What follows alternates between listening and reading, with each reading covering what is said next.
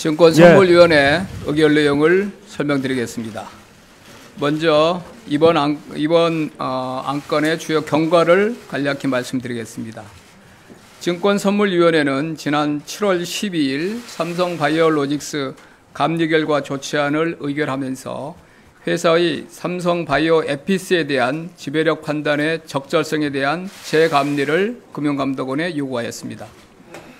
금융감독원의 원 조치안은 2015년에 회사가 에피스에 대한 지배력을 단독 지배에서 공동 지배로 변경한 것의 부당성을 지적하면서 2015년 이전 및 이후 기간에 단독 지배와 공동 지배 중 어느 것이 타당한지에 대해서는 판단을 유보하고 있어 명확하고 구체적인 조치를 내리기가 어렵다고 증선위가 판단하였습니다. 즉, 원 조치안은 회사가 2018년까지 에피스를 계속 단독 지배하고 있는 것으로 재무제표를 수정하더라도 이를 합당한 회계 처리로 인정할 수밖에 없는 구조였습니다. 당시 증선위는 금감원의 감리 및 회사와 바이오젠사 간의 합작 계약서 내용 등을 고려할 때 회사가 애초부터 에피스를 단독 지배하고 있지 않았을 가능성에 주목하였으며 이 부분을 명확하게 하기 위하여 금융감독원에 추가 감리를 요구한 바 있습니다. 금융감독원은 추가 감리 실시 후 새로운 조치안을 마련하였으며 증선위는 10월 31일과 금일 동안건을 심의하였습니다. 증권선물위원회 심의 결과를 설명드리겠습니다. 먼저 2012년부터 14년 사이에 에피스를 단독 지배하는 것으로 회계 처리한 것과 관련됩니다. 금융감독원은 재감리 결과 회사가 합작 계약에 따라 12년부터 계속 미국 바이오젠사와 에피스를 공동 지배하고 있었으며 2012년부터 14년까지 회사가 에피스를 연결하여 회계 처리한 것은 위법한 회계 처리라고 지적하였습니다. 증선위는 동지적사항에 대하여 논의한 결과 신제품 추가, 판권 매각 등과 관련하여 바이오젠이 보유한 동의권 등을 감안할 때 계약상 약정에 의해 지배력을 공유하는 경우에 해당하며 바이오젠이 가진 콜옵션, 즉 잠재적 의결권이 경제적 실질이 결여되거나 행사에 장애 요소가 있다고 보기 어려우므로 지배력 결정 시 고려해야 하는 실질적인 권리에 해당한다고 판단하였습니다. 다만 국제회계 기준이 2011년에 국내에 최초로 도입된 점, 회사와 에피스가 각각 2011년, 2012년에 설립된 점, 지배력 관련 새로운 회계 기준서가 2013년에 시행된 점 등을 종합적으로 고려하여 2012년과 2013년의 회계처리 기준 위반의 동기를 과실로 판단하였고 2014년의 경우 임상실험 등 개발 성과가 가시화된 상황에서 회사가 콜옵션 내용을 처음으로 공시하는 등 콜옵션의 중요성에 대해 인지하였던 점을 감안하여 위반 동기를 중과실로 결정하였습니다. 2015년 에피스 주식의 공정가치 평가차익 인식 관련입니다. 2012년에서 2014년의 올바른 회계 처리를 지분법으로 판단하는 경우에는 회사가 2015년에 에피스 주식을 지분법으로 회계 처리하면서 대규모 평가 차익을 인식한 것은 잘못이므로 취소되어야 합니다. 증선위에서 금감원의 추가 조사 내용 및 증거 자료로 제출된 회사 내부 문건 등을 면밀히 검토한 결과 회사는 이전 연도에도 콜옵션 부채를 인식했어야 함을 2015년에 인지하였으나 콜옵션의 공정가치 평가가 불가능하다는 논리를 사전에 마련한 상태에서 이에 맞추어 외부 평가기관의 평가불능 의견을 유도하였으며 이를 근거로 과거 재무제표를 의도적으로 수정하지 아니한 것으로 보입니다. 또한 회사는 에피스 투자 주식을 취득 원가로 인식하면서 콜옵션 부채만을 공정가치로 인식할 경우 회사의 재무제표상 자본 잠식이 될 것을 우려하여 이를 해결하기 위해 지배력 변경을 포함한 다소 비정상적인 대안들을 적극적으로 모색한 것으로 나타났습니다. 증선위는 제시된 증거 자료와 당시 회사 정황 등을 종합적으로 고려할 때 회사가 2015년 지배력 변경의 정당성을 확보하기 위하여 회계 원칙에 맞지 않게 회계 처리 기준을 자의적으로 해석 적용하면서 이를 고의로 위반하였다고 결론을 내렸습니다. 이에 따라 회사에 대해서는 대표회사 해임 권고, 과징금 80억 원 부과와 함께 회계 처리 기준 위반 내용을 검찰에 고발하기로 하였습니다. 삼정회계법인은 중과실 위반으로 과징금 1억 7천만 원을 부과하고 당해회사 감사 업무를 5년간 제한하며 회계사 4명에 대한 직무정지를 건의하기로 하였습니다. 안진회계법인은 과실에 의한 위반으로 당해회사에 대한 감사 업무를 3년간 제한하기로 하였습니다. 한편 회사에 대한 과징금 부과 및 공인회계사 직무정지는 자본시장법 및 공인회계사법에 따라 금융위원회에서 최종 확정될 예정입니다. 오늘 증손이 조치로 삼성바이오로직스 주식은 유가증권 시장에서 매매가 당분간 정지되며 거래소의 상장 실질심사 대상이 됩니다. 거래소는 상장 규정에 따라 현 시점에서의 기업의 계속성, 경영 투명성, 그 밖에 공익 실현과 투자자 보호 등을 종합적으로 고려하여 상장 실질심사를 진행할 계획입니다. 증권선물위원회는 이번 안건을 심의하면서 원칙 중심 국제회계 기준의 특성과 회사 합작사의 소재지인 미국과 한국의 회계 기준 차이, 바이오 제약산업의 특수성 등을 면밀히 검토하였습니다. 또한 합작사가 보유한 콜옵션의 실질성이나 계약에 의한 지배력 공유 여부, 조치안의 명확성 등 다양하고 복잡한 쟁점에 대해 하나하나 판단을 내리는 과정에서 최종 결정하기까지 다소 긴 시간이 소요되었습니다. 증손인은 회계 기준과 객관적 증거에 기반하여 구체적이고 명확한 처분을 내리기 위해 치열하게 고민하였으며 피조치자에게 충분한 소명 기회를 보장하고자 노력하였습니다. 이번 심의 과정을 통해 대심제가 증손인 운영의 원칙으로 자리 잡히는 계기도 만들어졌습니다. 증손인은 앞으로도 우리 기업의 회계 처리가 보다 투명해지고 감사인이 보다 독립적인 위치에서 외부 감사를 수행하는 기업 환경과 업무 관행이 정착되도록 맡은 바 소임을 다해 나가겠습니다. 예, 이제부터 질의응답 시간 갖도록 하겠습니다. 질의하실 분은 손을 들어주시고 소속과 성함 말씀해 주신 후 질의해 주시기 바랍니다. 네.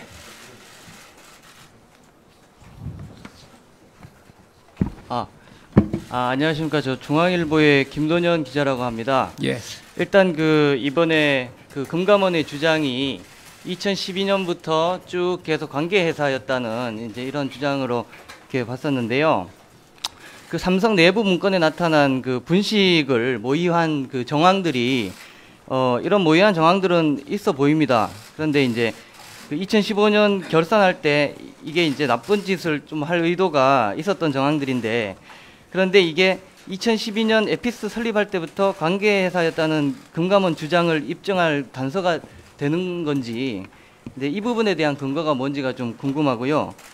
그래서 이제 내부 자료에서 그 분식을 공모하다가 결국에 이제 2번 안건, 즉 종속에서 관계회사로 바꾸는 안건으로 삼성바이오로직스가 선택을 한 거지 않습니까? 그때 이제 그 금감원이 처음부터 저 관계회사였다는 것을 증명하지 못하면은 이게 이제 의도가 나빴지만은 결과적으로 삼성바이오로직스가 이제 정답을 맞춘 게 될 수도 있는 가능성은 없지 않는가, 이런 게 행정 그 소송에서 다툴 여지는 없는지 그런 부분이 궁금하고요. 마지막으로 그 안진회계법인이 그 바이오 에피스를 평가한 보고서에 이걸 근거로 그 삼성 그 물산에서 이제 평가한 보고서를 근거로 에피스의 가치를 공정 가치를 산정했잖아요. 그때 그 보고서의 디스클레이머를 보면은 이제 계열사 등 제3자가 참고해서는 안 되고 구체적인 분석이 진행되지 않았다, 이런 내용이 나옵니다. 그러니까 신뢰성이 없는 숫자를 근거로 에피스 가치를 반영하는 것 자체가 좀 무리한 회계 처리였던 것 같은데, 이런 점은 좀 어떻게 검토됐는지가 좀 궁금합니다. 여러 내용들을 질문을 많이 해주셨는데요, 김도영 기자님이. 아까 제가 이 논의 결과에 간략히 설명드린 대로 증손이가 12년부터 14년을 단독 지배 지분법으로 판단한 결과는 조인트 벤처 어그리먼트나 합작 계약서 내용을 주목했습니다. 그래서 그 합작 계약서 내용의 신제품 추가나 판권 매각 등과 관련하여 아까 제가 설명드린 대로 바이오전이 보유한 동의권이 있습니다. 동의권 등의 내용을 종합적으로 판단할 때 계약상 약정에 의해서 지배력을 공유하는 경우에 해당한다고 판단을 했고, 기타 회사와 감사인에 대한 죄송합니다. 질의응답, 내부 회계, 내부 문서 등을 종합적으로 감안할 때 합작계약서 내용이 감사인에게 충분히 공유가 되지 않았다, 그런 여러 정황 등을 종합적으로 판단해 볼 때 2012년부터 회사는 지분법으로 회계 처리해야 된다는 사실을 충분히 인지할 수 있다, 이렇게 판단을 했고요. 그 다음에 15년에 그러면은 2012년부터 지분법으로 해야 되니까, 그러면 결과적으로 2012년, 14년, 15년도 지분법, 이후가 계속 이제 지분법이 되는 건데, 2015년에 회사가 최초로 연결 상태에 있다가 지분법으로 바꾼 것이 결과적으로 지분법으로 된 것인데 맞는 거 아니냐, 이런 이제 단순한 그런 질문들을 하시는데, 회사가 그것은 12년부터 14년 사이에 지분법으로 적용할 그 사유가 있지 않고 15년에 지분법으로 적용할, 비로소 지분법으로 적용할 사유가 최초로 발생하였을 때는 그게 그 맞는 말인데, 증선인은 2012년부터 지분법으로 판단해야 된다는 내용을 명확하게 지금 그 확인했다고 생각하기 때문에 2012년부터 지분법을 해야 되는데 2015년에만 지분법을 한 것은 잘못된 회계처리입니다. 그리고 2012년부터 지분법을 해야 되는데 하지 않고 2015년만 하면 아시는 대로 연결해서 지분으로 회계처리 기준을 바꾸기 때문에 공정가치 평가를 할 수 있습니다.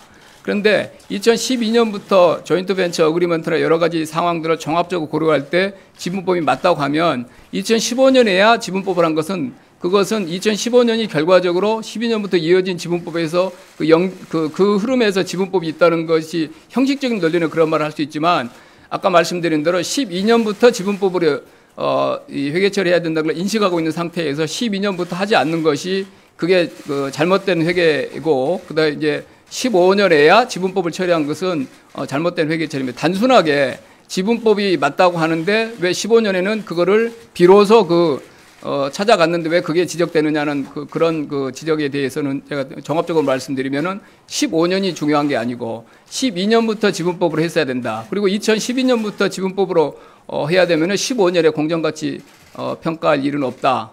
그런 판단에서 15년만 지분법으로 한 것으로 그렇게 적용되지 않는 것 같고요.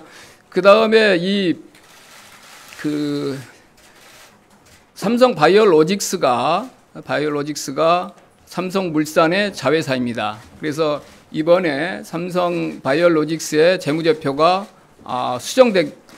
감독원의 증선의 결정에 따라서 이제 수정되게 됩니다. 재무제표가. 그러면은 중요한 자회사의 재무제표가 수정되기 때문에 이 자회사를 연결로 지금 지배하고 있는 모회사인 삼성물산의 재무제표에도 다소 변화가 생길 수 있습니다.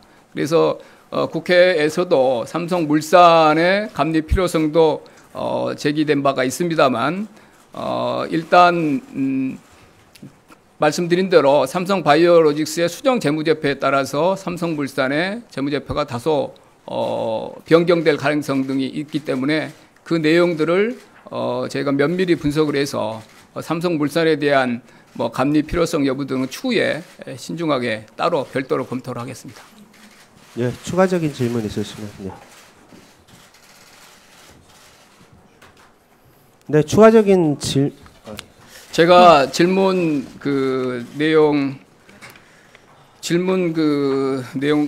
이제 기다리면 나올 수도 있고, 그 다음에 여러분들이 좀 마감 시간에 바빠서 그럴 텐데, 한 가지 제가 설명을 드리겠습니다. 아마 이건 질문이 나올 수 있기 때문에, 이번 증선이 조치에 대해서 삼성바이오로직스의 상장 폐지 가능성이 있느냐, 여기에 대해서는 뭐 당연히 여러분들이 궁금증을 가지고 계실 것 같은데 제가 말씀드린 대로 이제 오늘 그 증선위의 검찰 고발 조치로 삼성 바이오로직스의 매매 거래는 정지가 될 것이고 이번 조치로 인해서 삼성 바이오로직스는 거래소의 상장 적격성 실질 심사 대상이 됩니다. 지금 단계에서 상장 폐지 여부를 예단할 수는 없습니다. 다만 거래소는 기업의 계속성, 성장성, 투자자 보호 필요성 등을 종합적으로 고려하여 상장 실질 심사를 신중하게 진행할 것으로 생각합니다. 참고로 한국거래소에서 2009년 2월 상장 적격성 실질 심사 제도를 도입한 이후에 16개의 회사가 상장 실질 심사 제도 심사 대상이었습니다. 그런데 최근까지 그 16개 회사 중에서 회계 처리 기준 위반에 따른 실질 심사 결과 상장 폐지된 사례는 없었습니다. 네, 입니다. 저 경향신문의 임지선 기자인데요. 간단한 질문 드리면 그 금감원이 다시 조사하면서 내부 문건을 증거 자료로 제출했는데 네. 그 내부 문건이 판단하실 때 얼마나 결정적 역할을 하셨는지 말씀 좀 부탁드립니다. 내부 문건은 이제 재감리 이제 기간에 이제 내부 문건이 금감원에 이제 그 제보가 됐고 금감원이 재감리하고 이 새로운 조치안을 만들 때 매우 중요하고 중요한 그런 증거로 제시가 됐고 광범위한 내용들이 포함되어 있고 그리고 이 10월 지난번 증선위와 이번 증선위에서 논의할 때도 아주 중요한 증거로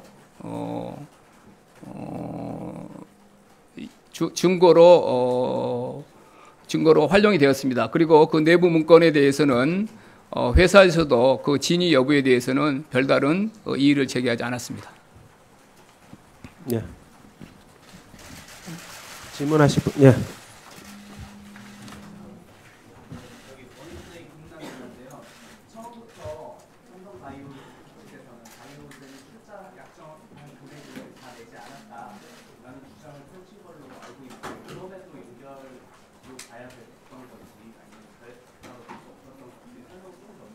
예, 그 콜옵션의 이제 약정 금액, 그다음에 그 이후 증자 참여 여부 등이 회사에서는 이제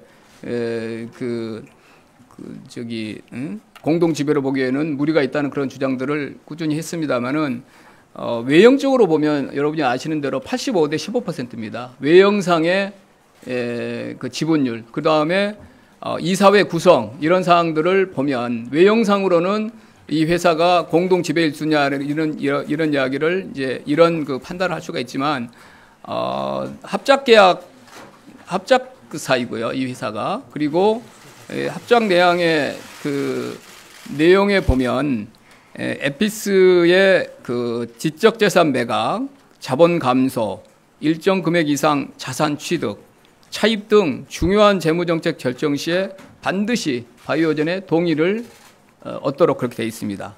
그리고 이미 중요 영업정책, 예를 들면 개발 제품이나 개발 계획, 제품 단가, 제조 물량 등에 대해서는 이미 이 내용은 합작계약에 상당 부분 합의되어 있어요. 그게 추가하여 여기에 영업정책 이 합작계약에 이미 명시적으로 합의된 내용이 아닌 아까 제가 말씀드린 제품 추가나 제3자 판권 부여, 제조 물량, 제조 단가 수정 등 이런 내용에 대해서 바이오전의 동의를 반드시 거치도록 되어 있는 내용 등을 종합적으로 감안할 때 공동지배 상태였다고 생각하겠습니다.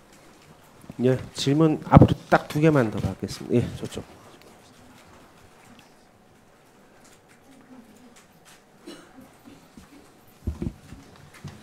네, 지디넷 코리아의 김수민 기자라고 합니다. 그 2015년에 삼바로가 이제 고의적으로 지분법을 잘못 적용했다는 게 이제 중요 판단으로 보셨다고 하는데 그거 외에도 내부 문건에 보면 이제 삼성바이오로직스나 에피스가 가치를 부풀렸다고 하는 내용이 들어가 있거든요. 그래서 그 부분에 대해서도 이제 실제로 가치를 부풀렸다고 보시는지 궁금합니다.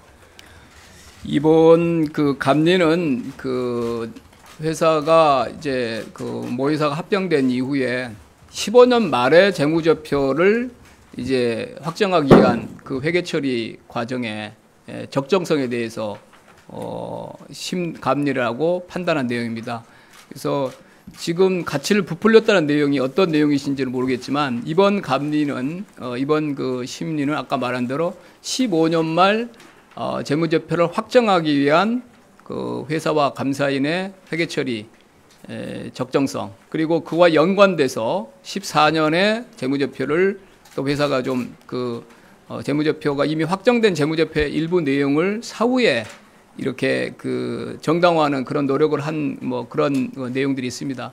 그래서 그런 내용을 중점적으로 감리하고 판단했다는 말씀을 드리고요.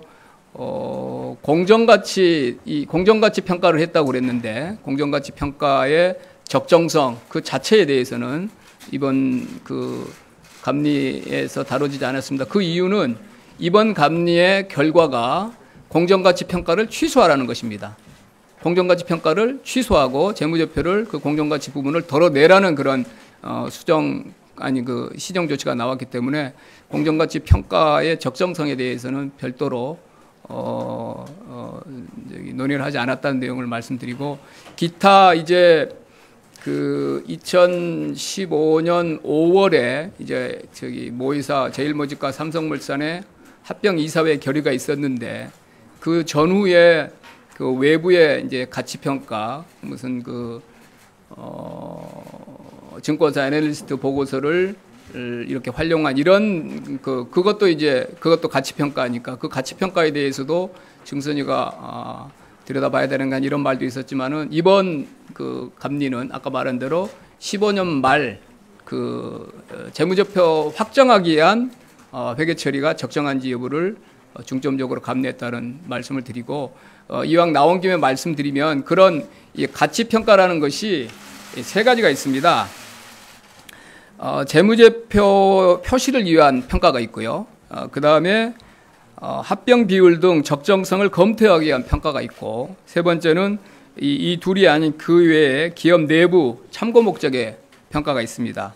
그래서 국회나 이런 데서 질의 과정에서 많이 그 제기되었던 15년 5월에 삼정과 안진회계법인이 수행한 그 평가는 이 중에서 세 번째 기업 내부 참고 목적의 것으로, 이런 기업 내부 참고 목적의 것은 외부감사법이나 자본시장법의 규제 영역 밖에 있습니다. 그래서 증선위의 감리나 감독 대상이 아니고, 그래서 증선위가 이 평가와 관련돼서 자료 제출을 요구할 근거가 없습니다.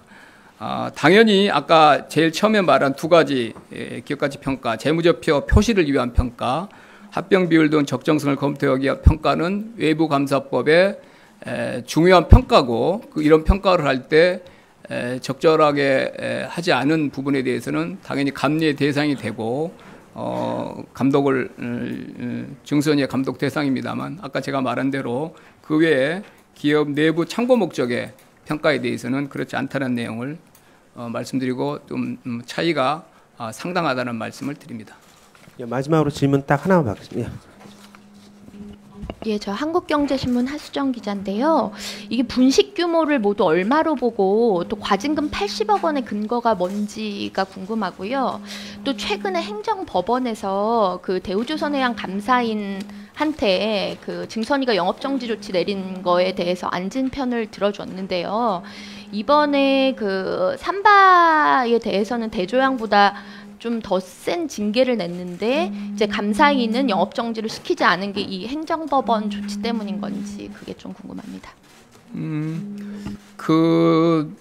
아까 말한 대로 2015년에 공정가치 평가한 부분을 전부를 제거를 해야 됩니다. 재무제표에서. 그래서 그게 이제 12년부터 이제 연도별로 재무제표를 수정을 해야 되는데 그 금액은 별도로 저희가 배포를 해드리겠습니다. 어떻게 연도별로 재무제표가 수정돼야 되는지 별도로 저희가 참고자료로 배포를 해드리겠습니다. 그리고 안진회계법인에 대한 이번 대우조선에 대한 영업정지 부분이 이제 1심에서 증선위가 패소한 것으로 나와 있고, 저희는 당연히 이제 다시 이의 제기를 해둔 상태입니다만, 증선이가 과징금을 부과한 내용 행정 조치에 대해서는 다 적법하다고 했고 다만 회사가 감사 그리고 공인회계사들의 불법 행위에 대해서도 인정이 돼서 구속도 되고 그러는데도 회계법인이 과연 적극적으로 조력을 했느냐 이 부분에 대한 판단이 좀 달랐고 그 다음에 과징금으로 충분한 거 아니냐 이런 그 판단인 것으로 그렇게 법원의 1심 판단이 되는 걸 알고 있습니다. 질문하신 내용과 직접 말씀을 드리면 전혀 감안하지 않았습니다. 이 판단을 그 이전에 안진회계법인의 행정소송 결과가 이번에 전혀 그거를 감안하지 않았고요. 그 회사와 2012년부터 이후까지 연도별로 각 회계 연도별로 회사와 감사인의 역할, 그 다음에 당연히 수행해야 될 책무, 회계기준 위반의 정도 등을 종합적으로 감안하여 아까 말한 대로 회사에 대해서 12년, 14년에 대해서 12년, 13년을 과실, 그 다음에 14년은 중과실, 그리고 15년 고의. 그렇지만 이제 15년 회사가 고의를 하더라도 감사인의 조력 여부 등을 판단할 때 중과실로 그렇게 결정을 했습니다. 참고로 그 분식 규모는 약 4.5조고요. 세부적인 자료는 추가적으로 보도 자료가 나갈 겁니다. 네. 일단 감사합니다. 뭐 언론인 여러분도 증선이가 6번, 감리가 3번 하니까 이제 9번 열렸는데요. 그 기간 동안에 취재하시느라고 고생하셨고 그다음에 이 내용의 민감성 등을 감안하여 저희가 취재를 상당 부분 좀 제한한 그런 불가피한 그런 사정이 있었습니다. 그걸 이해하시고 협조해 주셔서 감사하다는 말씀을 드립니다. 이상 브리핑 마치겠습니다. 감사합니다.